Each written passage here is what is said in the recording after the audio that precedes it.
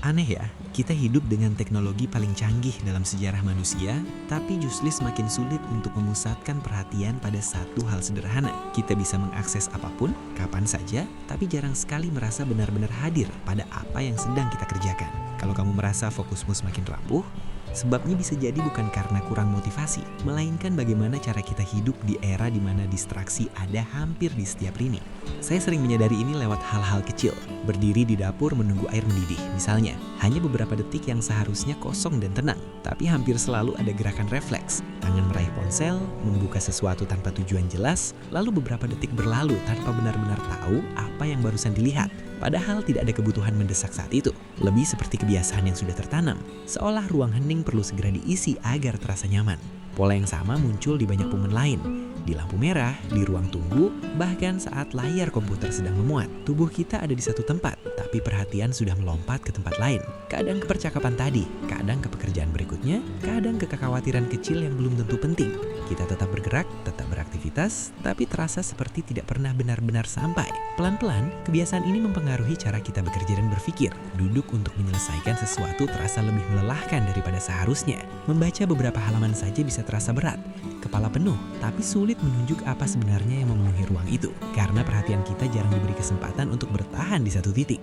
Banyak orang membayangkan mindfulness sebagai usaha untuk menenangkan pikiran atau membuat kepala kosong.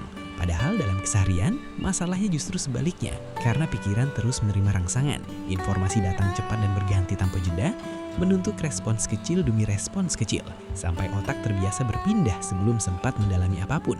Kalau dibiarkan, pikiran mulai bekerja seperti mode otomatis, mengembara dari satu potongan cerita ke potongan lain, kadang kembali ke masa lalu dan memutar ulang kejadian yang sebenarnya sudah selesai, kadang melompat ke masa depan dan membayangkan kemungkinan yang belum tentu terjadi. Dan semua ini terasa wajar, karena memang seperti itulah cara alami pikiran bergerak ketika tidak diarahkan. Di dalam otak ada sistem yang aktif ketika perhatian tidak sedang terikat pada sesuatu secara sadar, sering disebut default mode network, yang menjaga pikiran tetap hidup, berimajinasi dan mengaitkan pengalaman. Namun ketika sistem ini terlalu dominan, kita bisa tetap terjaga tanpa benar-benar hadir.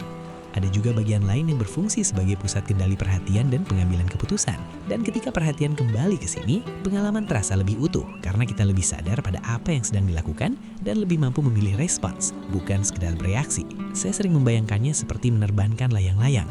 Saat benang terlepas, layang-layang tetap terbang tapi mengikuti arah angin tanpa kendali. Sementara ketika benangnya dipegang dengan lembut, geraknya tetap bebas namun ada hubungan yang terjaga.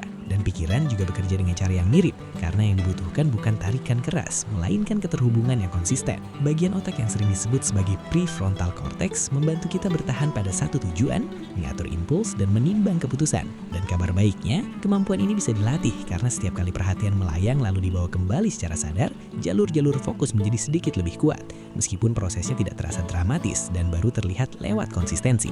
Ada latihan sederhana yang memanfaatkan prinsip ini, seperti memusatkan pandangan pada satu titik sambil membiarkan tubuh tetap tenang. Tujuannya untuk melatih kebiasaan kembali setiap kali perhatian tergeser, karena disitulah latihan berhasil dan terjadi. Selain fokus, ada juga sistem lain yang ikut mempengaruhi kejernihan pikiran, yaitu bagian otak yang bertugas mendeteksi ancaman. Dan ketika ia terlalu aktif, tubuh berada dalam mode siaga terus-menerus, sehingga perhatian mudah terpecah karena otak merasa perlu terus memindai sekitar. Di dunia modern, rasa terancam sering muncul bukan dari bahaya nyata, tetapi dari arus informasi yang terasa mendesak, mulai dari berita, notifikasi, sampai perbandingan sosial yang membawa muatan emosional kecil dan menumpuk tanpa kita sadari, membuat pikiran sulit benar-benar beristirahat.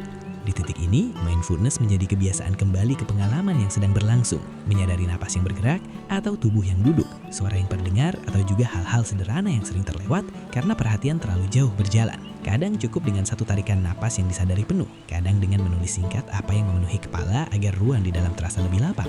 Dan gerakan kecil seperti ini membantu perhatian turun kembali ke tubuh, bukan hanya berputar di pikiran.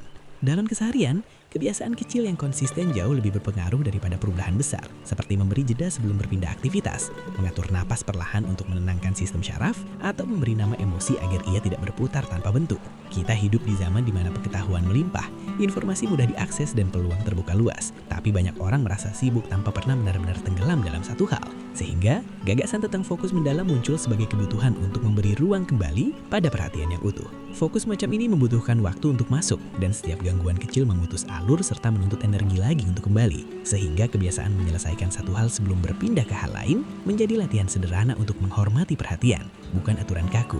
Ada juga latihan menghadapi rasa bosan, karena pikiran modern terbiasa dengan rangsangan cepat, dan ketika ritme melambat, muncul dorongan mencari hiburan. Sementara, bertahan sedikit lebih lama di ketidaknyamanan kecil ini justru membantu kapasitas fokus tumbuh perlahan. Kita juga sering mengisi waktu dengan aktivitas yang terlihat produktif, tapi sebenarnya hanya cara menghindari tugas utama, seperti merapikan hal kecil, membuka pesan tanpa tujuan atau menunda keputusan penting. Dan menyadari pola ini memberi kita pilihan yang lebih jujur. Pada akhirnya, mengelola perhatian bukan hanya soal bekerja lebih efisien, tetapi tentang cara kita hadir dalam hidup, cara kita mendengar, cara kita menikmati satu momen tanpa tergesa-gesa menuju berikutnya, dan cara kita memberi ruang bagi pikiran untuk bernapas. Tidak ada manusia yang bisa fokus tanpa henti, karena otak tetap membutuhkan istirahat dan pemulihan.